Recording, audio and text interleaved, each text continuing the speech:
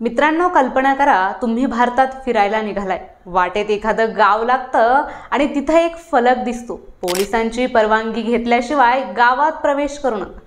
हे कुठलं बॉर्डर एरियातलं गाव नाही ना नक्षल प्रभावित भाग, हे तर उत्तर प्रदेशातल्या मथुरा जिल्ह्यातलं एक छोटंसं गाव आहे, हातिया।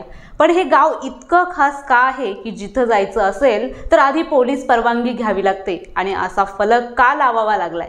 या गावाच्या नावाने सध्या अनेक राज्यांच्या पोलीस खात्यांच्या अक्षरशः फायली भरून गेल्या, कारण इथे काही लोक इतक्या चातुर्याने फसवतात की शिकले सवरलेले सावध आणि अनुभवी लोक सुद्धा त्यांच्या जाळ्यात अडकतात। आजच्या आपल्या या व्हिडिओतून आपण हेच जाणून घेऊया भारताच्या नकाशावर असलेल्या एका छोट्या गावाची कहाणी, जिथे प्रवेशासाठी परवानगी लागते आणि जिथं प्रत्येक पावलागणिक धोका असतो।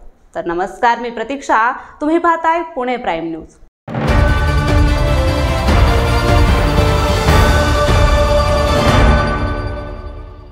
भारतासारख्या विविधतेने नटलेल्या देशात अनेक गाव त्यांच्या परंपरा, संस्कृती किंवा ऐतिहासिक कारणामुळे प्रसिद्ध असतात। पण उत्तर प्रदेशातील मथुरा जिल्ह्यातील एक गाव अशा कारणामुळे चर्चेत आलं आहे की जे ऐकल्यावर कुणालाही आश्चर्य वाटेल। हातिया हे मथुरेच्या बरसना पोलीस स्टेशनच्या हद्दीत येणारे एक लहानसं गाव आहे, पण त्याची ओळख आता एका अनोख्या आणि थोडीशी धक्कादायक कारणामुळे झाली। गावाच्या वेशीवर थेट एक मोठा फलक लावण्यात आलाय, ज्यावर लिहिलंय की पोलिसांची परवानगी घेतल्याशिवाय गावात प्रवेश करू नका, अन्यथा फसवणुकीचे बळी होऊ शकता। हे ऐकल्यावर कुणालाही वाटेल असं काय विशेष आहे इथे?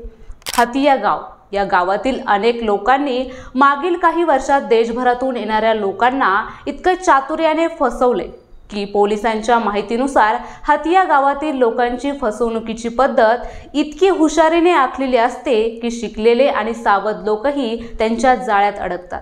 सर्वसामान्य आणि गाजलेली फसवणूक म्हणजे सोन्याच्या विटा विकण्याचा डाव। हे लोक खोदकामात सोन्याची वीट सापडल्याचं नाटक उभं करतात। सुरुवातीला ते खऱ्या सोन्याचा एक छोटासा तुकडा दाखवतात आणि मग मोठ्या रकमेच्या मोबदल्यात पितळाच्या विटा विकतात। हेच नव्हे तर फसवणुकीची ही व्याप्ती केवळ मथुरेपर्यंत मर्यादित नाही, तर हातिया गावातील अनेक जण हरियाणा, पंजाब तसेच महाराष्ट्र, पश्चिम बंगाल आणि मध्य प्रदेश अशा विविध राज्यांमध्ये जाऊन अशाच प्रकारे लोकांना गंडा घालतात। त्यामुळे अनेक वेळा इतर राज्याच्या पोलिसांनीही या गावात अनेक छापे टाकले, मात्र प्रत्येक वेळी स्थानिक पातळीवर संघर्ष निर्माण होतोय आणि कारवाई करणं कठीण होते।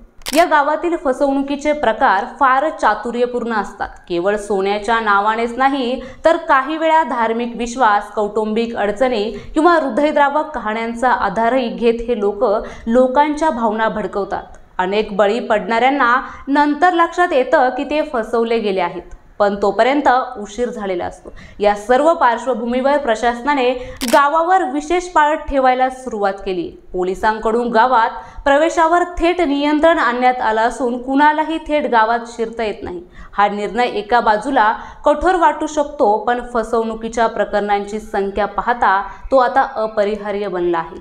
हेच ते गाव आहे की जिथे फसवणुकीचे प्रकार जास्त प्रमाणात चालले आहेत। असेच नवनवीन आणि माहितीपूर्ण व्हिडिओ पाहण्यासाठी पुणे प्राईम न्यूजला लाईक करा, शेअर करा आणि सबस्क्राईब करा।